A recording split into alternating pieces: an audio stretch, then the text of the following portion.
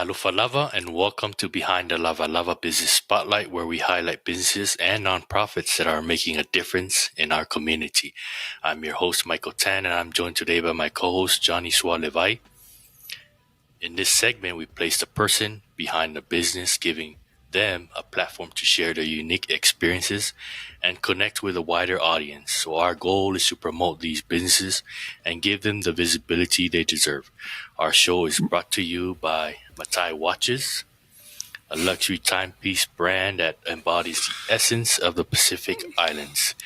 So whether you're searching for a practical watch to wear in your everyday life or a stylish accessory that complements your relaxed island vibe, Matai Watches has got you covered. This is Behind the Lava Spotlight. Let's get started. So today we have a special guest, Wendy Finau, who will be representing the Deborah Bonner Unity Gospel Choir in Orem, Utah.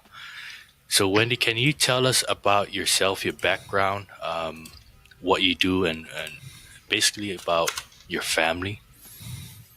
Okay. My name is Wendy Finau Tuaone. My I go by my middle name because that was my mom's middle name, and she was a Tuaone, and she passed away when I was 9. And then her older brother and his wife adopted me, my older sister, my younger brother after she passed away. A lot of what I do for in memory of my mom because she did pass away by suicide, and so I work with with an organization on suicide prevention, and in my professional life, I think I would say that I'm a communication specialist. I also own a couple of businesses. The one is TMPR Financial, and I offer financial products like life health insurance and annuities. And then the second company that I just opened up this year is called Timeline Trek. Timeline Trek pays attention to the untold stories of families, because I think it's really important that we maintain, retain, and retell those stories of our families, so that way we can, remember, just remember our families, and I think a lot of our identity, well, mine personally, a lot of my identity is because of my family. So that's my second company. It's always been something that I've loved to do. When I first started in business, I did publicity, and I did a lot of write-ups for people, and I would write their bios and things like that, and something that I really loved. Another thing that I really love is and that I'm really passionate about is singing and music. And so I found a gospel choir. I didn't know that there was this gospel choir out here in Orem, but I found I can't even remember how did I. A friend of mine on Facebook. She's an incredible vocalist, and I didn't know how she learned how like where she learned from, but her mom is a vocal coach, and I saw a couple of ads that they were putting out on Facebook, and so I reached out to them, and I found out that was her name is Deborah Bonner, and so I started working with Deborah, and Deborah told me about her gospel choir that she had, and it was it's the Deborah Bonner Unity Gospel Choir, and that was 2 years ago. So I've been part of this choir for about 2 years, and I love it. So those are some of the things that I love. My family is a Tuaones, and like I said, I go by my middle name because of my mom, because she's a Tuaone. So that's me in some a little nutshell. Nice to meet you, Wendy. Welcome to the podcast. This is interesting. So tell us a little bit more about this choir, this Deborah Bonner Unity Gospel Choir. What is your aim, or do you guys have a mission statement? They do have a mission statement. I don't have it memorized for sure. But it's definitely to reach out to other people by singing, singing gospel music, and to touch lives by singing gospel music for people. Because here's the thing. Music does.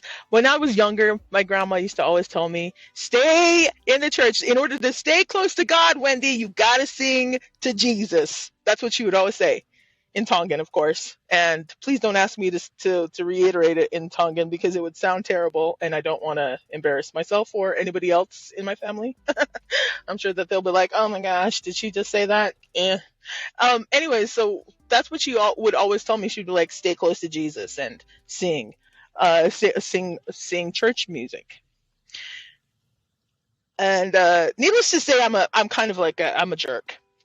So I was like, no, I want to sing pop music. Are you crazy? Lady, shh, quiet. And so that's all I wanted to do for, the better part of 20 years. All I cared about was like, building my business and singing pop music. And in the last 2 years, when I found this gospel choir, when I started coming and working within this gospel choir, I realized that Grandma was right. Grandma was right. As they because always every time, are. right? Mm-hmm. Yeah, hindsight, right? So the thing is, when I realized that, when I realized that this was something that I could do and do well, especially when I started, working with Deborah because she's a vocal coach, it just started changing my idea about a lot of things, like my life. And then when we start, I'm going to get emotional. So I'm just going to preempt this. I'm not apologizing. I'm just going to let y'all know because Grandma was right. So here's the thing. We'll go to these, we'll have these concerts. We'll have these performances. And I'll see the look on people's faces. When we sing something like, there's a song called Healed. It's one of my favorite songs. And it just talks about being healed from the inside out. And there's a whole section, a whole phrase that talks about no matter what happens, I'm healed. And then the repetitive nature of being healed and singing about being healed. And it every single time catches me off guard, even though I'm there belting it out, just singing, just singing because I love it. It really does feel like what I'm saying is true. I mean, it is true. I am healed. But so every time I sing that, I think to myself, I'm like, if this touches even just one person, I'll be grateful. And it does. I can tell. It usually touches the hearts of most of the audience, but the fact that we have the ability to touch at least one person gets me all verklempt. It gets me all emotional in my feelings, and then I'm like, oh my gosh, Grandma, you were right. Yeah. Thank you for sharing. So Malieta lava, Grandma. Singing has been, especially for Pacifico people, we grow up singing, so it's deeply rooted in our culture. So from your perspective, how does singing, especially choir, help our community? That I'm really glad that you even asked that question. The whole point of this initial choir is to bridge the gap, but also to create more choirs for kids, mainly for kids. And the reason why I even came and asked you guys to even just talk about it is because of the kids. I love kids. I really do. I'm a kid at heart. I act like a kid. But when my mom passed away, music was, and still is, a big part of the reason why I healed. And I know, and you probably already know it too, how much kids have to deal with today that we didn't have to deal with when we were growing up. I don't. Okay, I'll speak for myself. I'll speak for myself. As much as I had to go through, it's not as prevalent, it's not as profound, and it's not as difficult as what I see the kids go through today.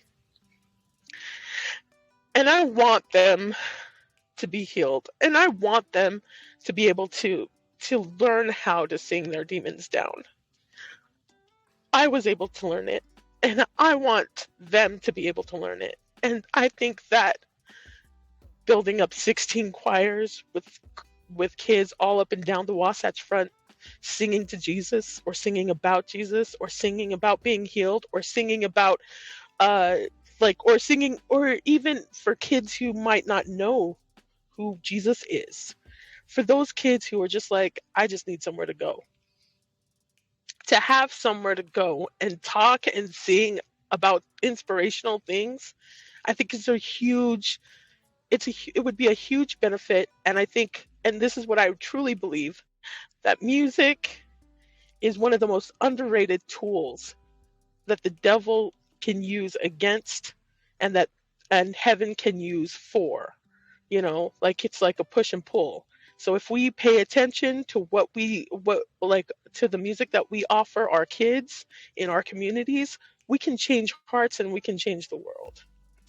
Excuse me for like getting all verklempt over that, but I just believe it, and that's really what I really want for especially our community.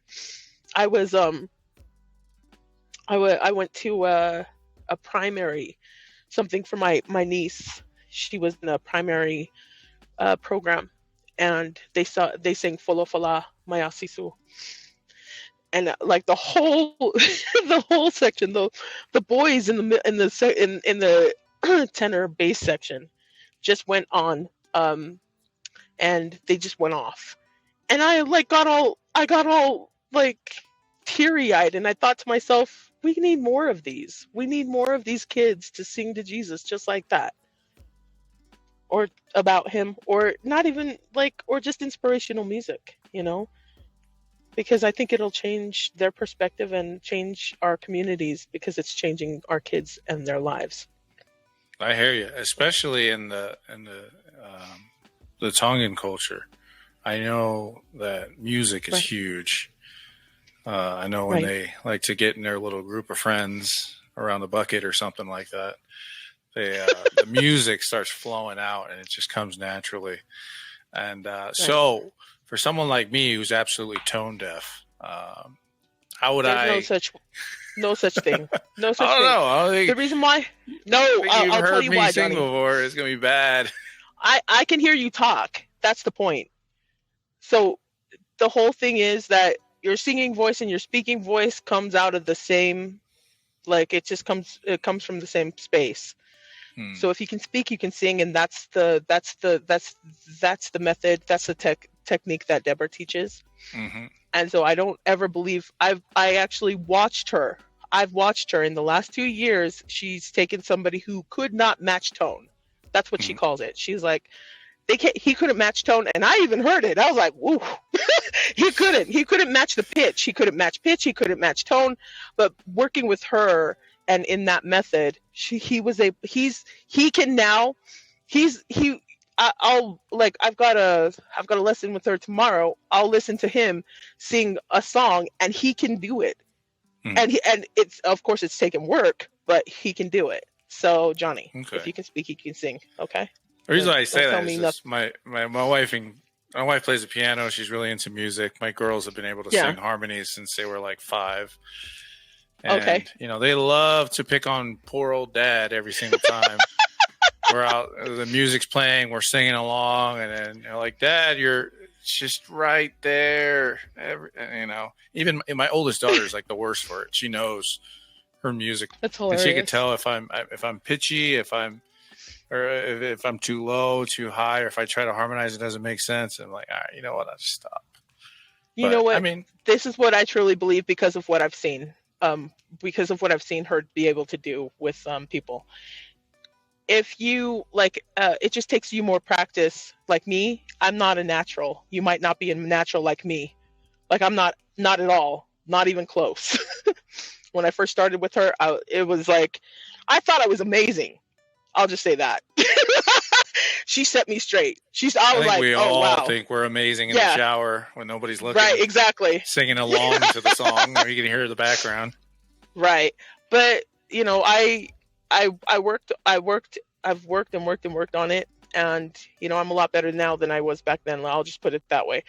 And it's the same thing with anybody and everybody, and including you.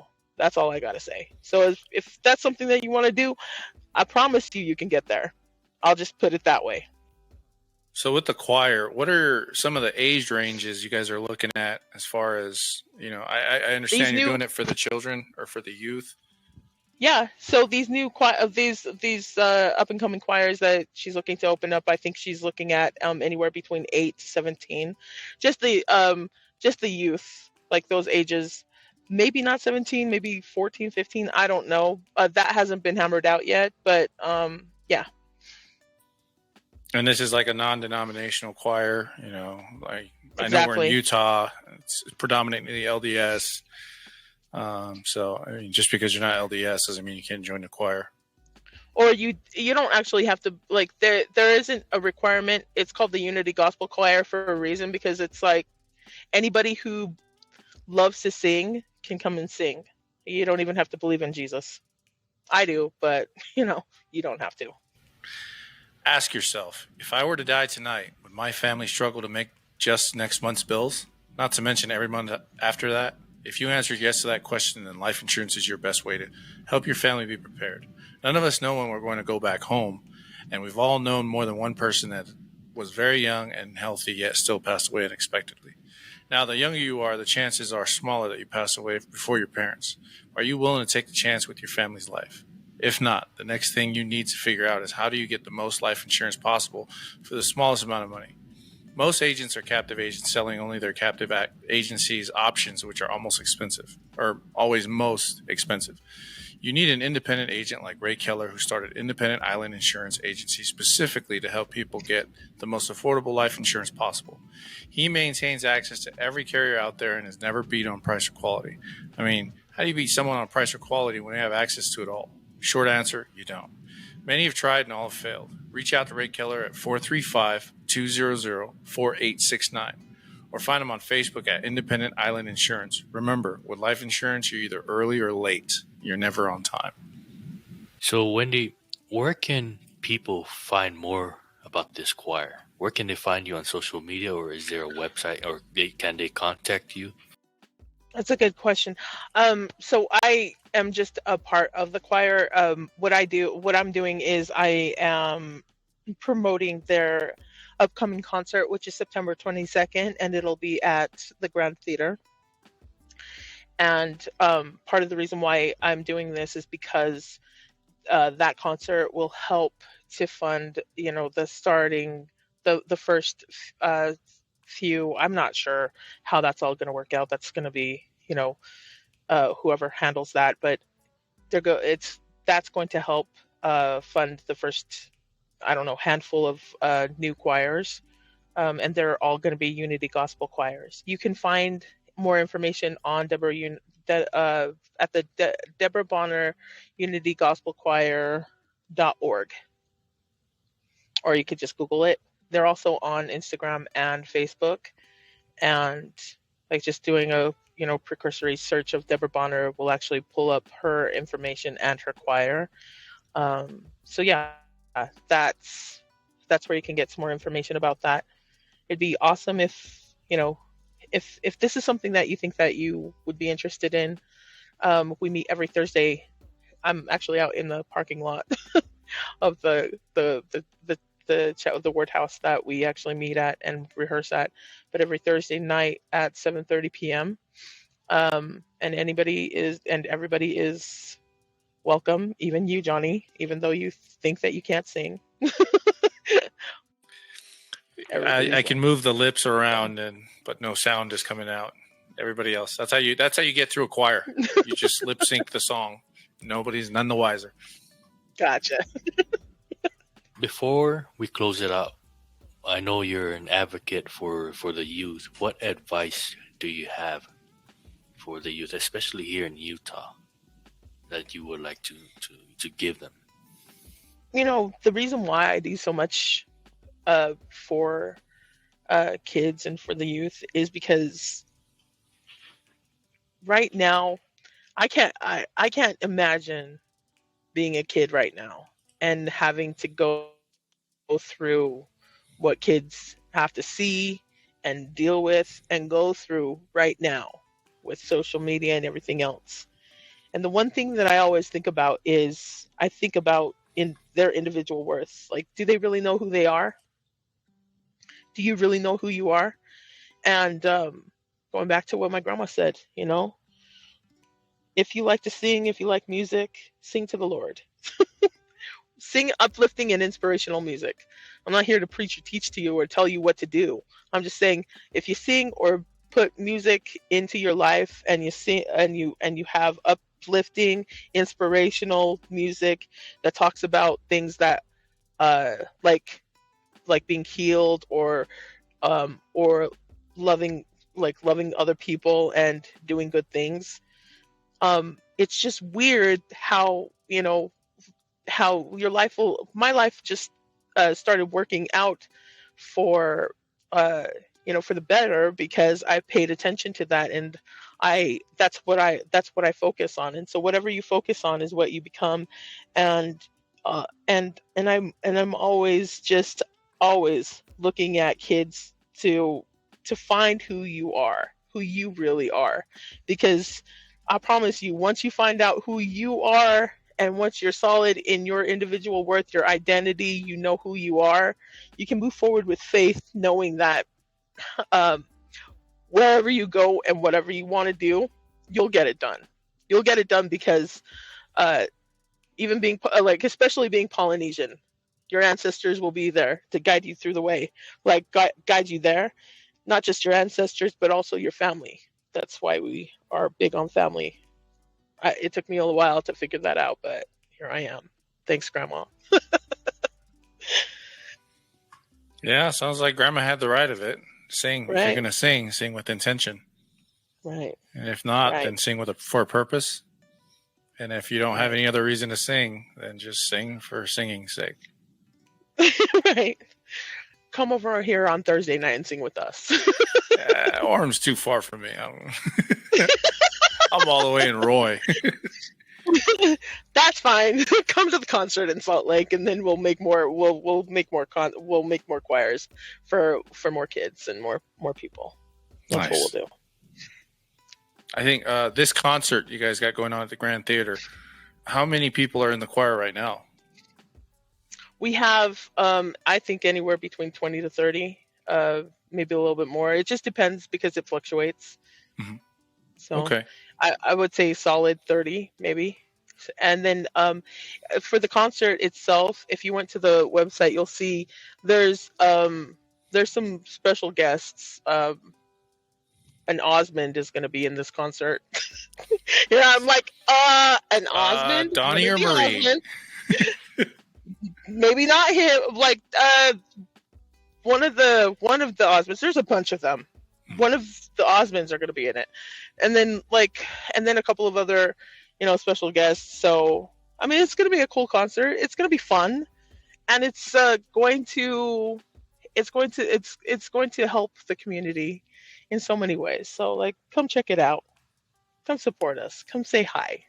I don't have a name in the industry by any means, but I will be there singing to the Lord. There you go. There's that. All right. Thank you very much, Wendy, for sharing and for joining us. Everyone, please check out Deborah Bonner Unity Choir here in Utah. If you want to join, hit up Wendy or go onto their website. Thank you for tuning into this episode of Behind the Lava Business Spotlight. I hope you enjoyed our conversation. Remember that the businesses and nonprofits that we feature in our show are always looking for support. So be sure to check out their websites and social media pages to learn more and see how you can get involved. If you enjoyed this episode, be sure to follow Behind the Lava, leave us a review, and thank you for joining us. We hope you found this interview informative and insightful. This is Michael Tan and Johnny Levi signing off from Behind the Lava. Tofa Soifua.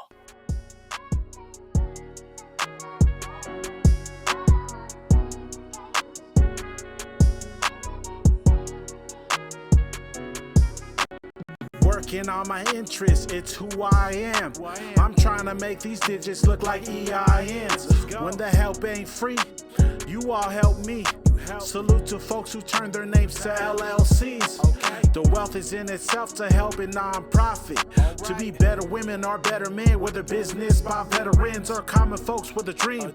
We're all born with the same strength. We tread waters that were untouched. Let's be on the same wavelength. Behind the lava, front of our eyes. Let our legacy live off it when we're up in the sky. All signs point to us to help someone make a difference. With God as my witness, let's talk business.